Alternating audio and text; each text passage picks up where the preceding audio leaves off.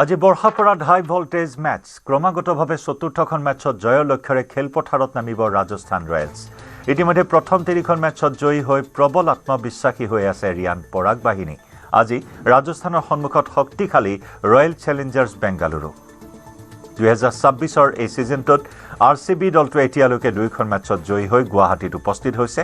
Rajasthan ৰয়েলছে 3খন match জয়ী হৈ তালিকাৰ প্ৰথম স্থানত থকাৰ বিপৰীতে ক্ৰমাগতভাৱে 2খন মেচত জয়ী হৈ তালিকাৰ তৃতীয় স্থানত আছে RCB। উল্লেখযোগ্য যে গুৱাহাটীৰ বৰ্ষাপৰাত অনুষ্ঠিত হোৱা 2খন মেচতে জয়ী হৈছে ৰাজস্থান ৰয়েলছ। যশস্বী জয়ছোৱাল আৰু বৈভৱ সূৰ্যবংশীৰ অপেনিং যুটিয়ে আৰম্ভণিৰে পৰা বলাৰৰ বিৰুদ্ধে প্ৰভাৱশালী প্ৰদৰ্শন অব্যাহত ৰাখিছে। ইফালে সকলোৰে চকু থাকিব কিং কোহলিৰ ওপৰত।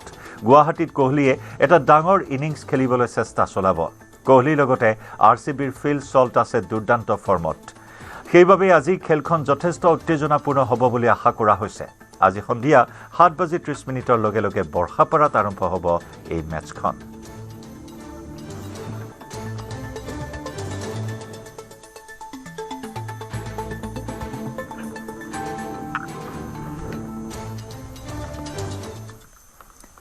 সময় হ'ল দুপৰৰ সংবাদৰ পৰা বিদায় লোৱাৰ। নমস্কাৰ।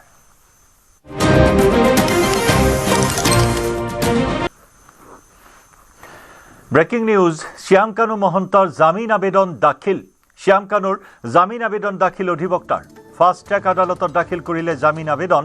পূৰ্বে জামিন আবেদন প্ৰত্যাহাৰ কৰিছিল শ্যাম কানু মহন্তই। প্ৰথমে জামিন আবেদন দাখিল কৰি তাৰ পিছত ছত্ৰভংগ দিছিল, প্ৰত্যাহাৰ কৰিছিল সেই জামিন আবেদন। কিন্তু শেহতীয়াকৈ পুনৰ এবাৰ শ্যাম কানুৰ অধিবক্তাই ফাষ্ট ট্ৰেক আদালতত দাখিল কৰিছে জামিন আবেদন। জুবিন হত্যাৰ অন্যতম অভিযুক্ত শ্যাম কানু মহন্ত বাক্সা কাৰাগাৰত কাৰাবন্দী। শ্যাম কানু মহন্তই জামিন আবেদন দাখিল কৰিছে। শ্যাম কানুৰ জামিন আবেদন দাখিল অধিবক্তাৰ। ফাষ্ট ট্ৰেক আদালতত দাখিল কৰিলে জামিন আবেদন।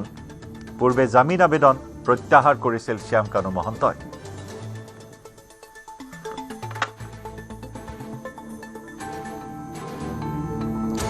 ইতিমধ্যে ফাষ্ট ট্ৰেক আদালতৰ জৰিয়তে বিচাৰ প্ৰক্ৰিয়া আৰম্ভ হৈছে জুবিন গাৰ্গৰ মৃত্যু ৰহস্যৰ বা জুবিন গাৰ্গৰ হত্যাৰ।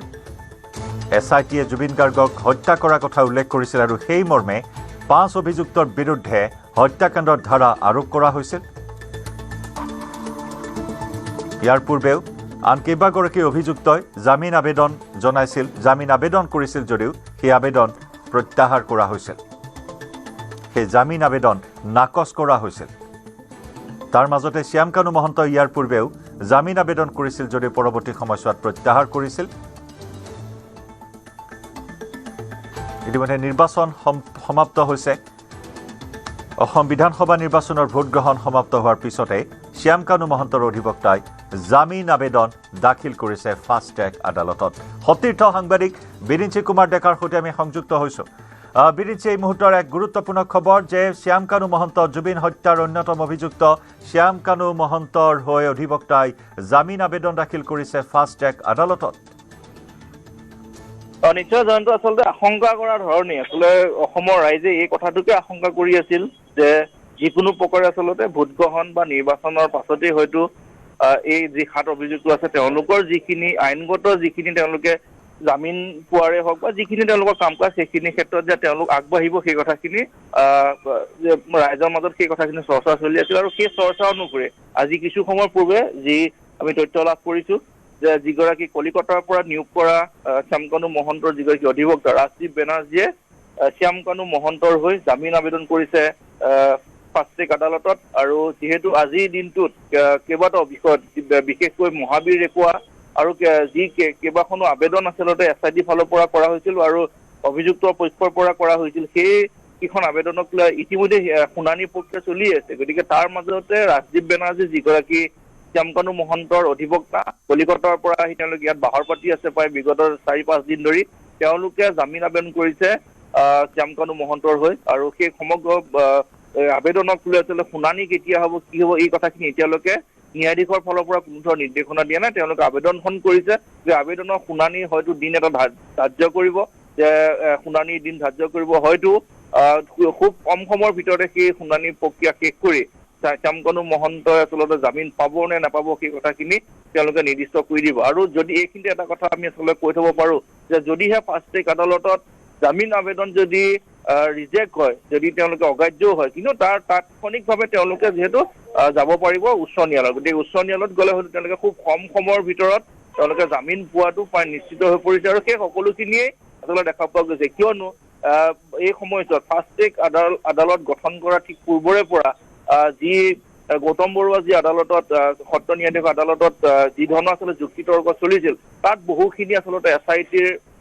সুৰুঙা থাকি গৈছে, তদন্তত সুৰুঙা থাকি গৈছে। এনেধৰণৰ কিছু সুৰুঙা, এনেধৰণৰ কিছু বিসংগতিৰ ফলত হয়তো গুৱাহাটী উচ্চ ন্যায়ালয়ে তেওঁলোকক যে জামিন দিব সেই কথাখিনি প্ৰায় নিশ্চিত হৈছে। আৰু যি ধৰণে সমগ্ৰ অসমত এই কথাটো চৰ্চা হৈ আছিল যে নিৰ্বাচনলৈকে হয়তো তেওঁলোক কাৰাগাৰত থাকিব, নিৰ্বাচনৰ পাছতে তেওঁলোক এজন এজনকে যি 7 অভিযুক্ত আছে তেওঁলোকে হয়তো কাৰাগাৰৰ পৰা সেই বন্ধ কৰিব ওলাবলৈ তেওঁলোকে চেষ্টা কৰিব, আৰু তাৰ প্ৰথম পদক্ষেপ আজি শ্যামকানু মহন্ত অধিবক্তাই লৈছে। গতিকে এই আবেদনখন ফাষ্ট ট্ৰেক আদালতৰ ন্যায়াধীশে কি ধৰণে গ্ৰহণ কৰে সেয়া যথেষ্ট লক্ষণীয় হ'ব।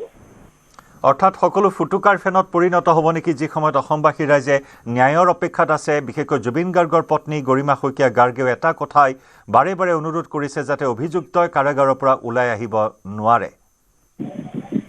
নিশ্চয় জয়ন্ত, সেই কথাখিনি আমি বাৰে বাৰে যে SITয়ে কৰা কেতবোৰ বিসংগতি, কেতবোৰ সুৰুঙাৰ বাবে মহাবীৰ ৰেকুৱা গুৱাহাটী উচ্চ ন্যায়ালয় একেদিনৰ ভিতৰত এটা দিনৰ শুনানিত গুৱাহাটী উচ্চ ন্যায়ালয় মহাবীৰ ৰেকুৱা খুলি দিবলৈ নিৰ্দেশ দিলে।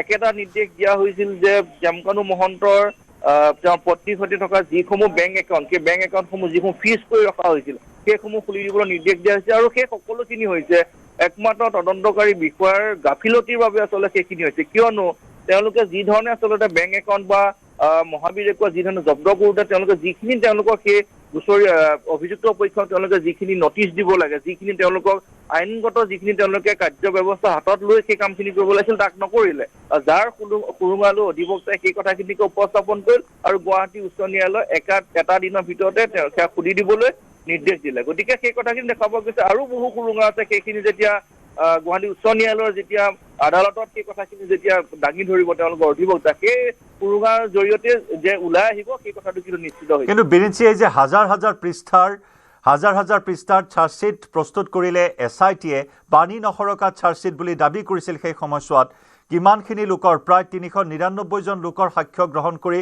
হাজাৰ হাজাৰ পৃষ্ঠাৰ সেই চাৰ্জশ্বিট প্ৰস্তুত কৰিলে। সেয়া সকলোবোৰ আচলতে নাটক আছিল নেকি? আপুনি যি ধৰণৰ তথ্য আগবঢ়াইছে যে এতিয়া জামিন লাভৰ পথ অতি শীঘ্ৰেই প্ৰশস্ত হৈ পৰিব এইসকল অভিযুক্তৰ।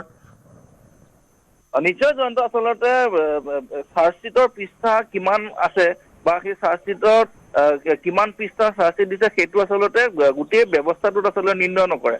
তেওঁলোকে পৃষ্ঠাৰ সেইসমূহ দিছে, কিন্তু সেই তাৰ ভিতৰত সেই 7 অভিযুক্তক কাৰাগাৰত দীৰ্ঘদিনৰ কাৰণে ৰাখিব পৰাকৈ সমল কি আছে সেই কথাখিনি প্ৰত্যেকটো শুনানিত SITৰ সেই ভুলখিনি অভিযুক্ত পক্ষ অধিবক্তাই সেইখিনি উদঙাই দিছে যে সেই চাৰ্জশ্বিটত যিখিনি থাকিব লাগিছিল সেই সমল তথ্য প্ৰমাণ তেওঁলোকৰ হাতত নাই, যাৰ বাবে তেওঁলোকে এখন সেই ধৰণৰ ৰচনা লিখি বুলিয়ে কওক এই মুহূৰ্তত, বা যি ধৰণে তেওঁলোকে সেই বৰ্ণনাখিনি সেই 12,000 পৃষ্ঠাত দিছে, কিন্তু সেই 12,000 পৃষ্ঠাৰ ভিতৰত মূল যিকেইটা পৃষ্ঠা হ'ব লাগিছিল সেই শ্যামকানু মহন্ত, সিদ্ধাৰ্থ শৰ্মা সকলোখিনি অভিযুক্তক আচলতে তাত কাৰাগাৰত দীৰ্ঘদিনৰ কাৰণে ৰাখিব পৰাকৈ যিখিনি সমল আদালতত তেওঁলোকে জমা দিব লাগিছিল, যিখিনিৰ ওপৰত বেছ কৰি দুয়োপক্ষৰ অধিবক্তাৰ মাজত আচলতে যুদ্ধ হয়, সেই কথাখিনিত কিন্তু দেখা পোৱা গৈছে যে চৰকাৰী পক্ষই যথেষ্ট পৰিমাণে দুৰ্বল স্থিতি ল'ব লগা হৈছে।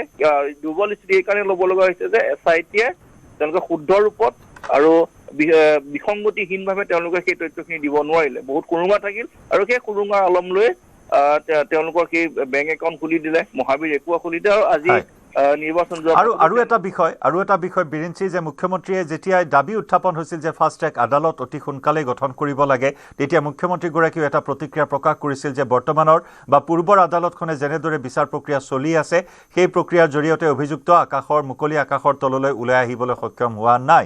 আদালত সলনি হ'লেই হয়তো অভিযুক্ত অতি সোনকালে ওলাই আহিব। মুখ্যমন্ত্ৰীয়ে সেই প্ৰতিক্ৰিয়া প্ৰকাশ কৰিছিল। আৰু এটা বিষয় বিৰিঞ্চি, যে যি সময়ত ইয়াৰ পূৰ্বে শ্যামকানু মহন্তই জামিন আবেদন দাখিল কৰাৰ পিছত হঠাৎ প্ৰত্যাহাৰ কৰিছিল, আৰু এতিয়া নিৰ্বাচনৰ ভোটগ্ৰহণ সমাপ্ত হোৱাৰ এদিন পিছতে আকৌ আবেদন দাখিল কৰিলে। সমগ্ৰ বিষয়খিনিয়ে যেন এক নাটকীয় এটা বিষয়।